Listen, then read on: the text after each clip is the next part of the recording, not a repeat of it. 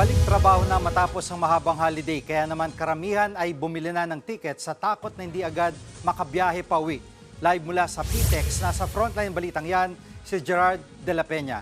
Gerard, gano'n na karami ang mga biyahero dyan? Jiggy, kung nakikita nyo dito sa aking likuran ay tuloy-tuloy pa rin ang pagdating ng mga pasahero dito sa PTEX. May nakikita tayo mahabang pila sa iba't ibang boarding gates dito at kanina nga ay nagkaubusan pa ng ticket sa iba't iba't ng destinasyon dyan sa Bicol. Kung ikukumpara natin ito sa nakaraang Pasko ay mas kakaunti pa ito. Pero kung tatanungin ng mga otoridad ay maituturing paraw na normal ang sitwasyon sa mga estasyon ng bus dito sa Metro Manila. Unti-unti na ulit dumarami ang mga pasahero sa Parañaque Integrated Terminal Exchange matapos ang holiday season. Ang ticketing station pa Bicol, hindi pa rin nauubusan ng pila. Marami raw kasing mga taga Bicol ang nagbakasyon din sa Metro Manila at kalapit na probinsya na uuwi na ngayon. At sa dami nila, may mga pasahero nang hirap makauwi. Gaya na lang ng pasaherong si Marichelle Parel.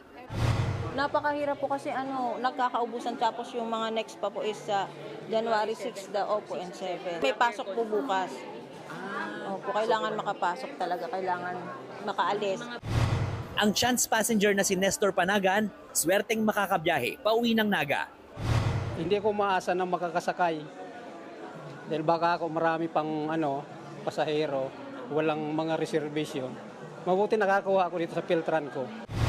Ayon sa pamunuan ng PTEX, tinatayang aabot sa 170,000 ang bilang ng mga pasahero ngayong araw. Mataas yan ng bahagya sa average daily passenger volume sa terminal na 150,000. Pero malayo yan sa record high na mahigit 232,000 na pasaherong bumiyahe itong December 23. Pero ngayong weekend pa talaga inaasahan ng bugso ng mga babiyahe matapos ang mahabang holiday. Inaasahan din natin na hindi ganun karami kasi ilan sa kanila maaaring i-leave na yung ngayon at bukas para samantalahin yung long weekend. No? Kaya sa pagtaya natin, ang pagbabalik talaga ng mga kababayan natin galing sa mga lalawigan ay magsisimula sa linggo ng umaga. Ayon sa pamunuan ng PTEX, sasapat naman ang mga bus para maihatid ang mga pasahero sa kani-kanilang pupuntahan.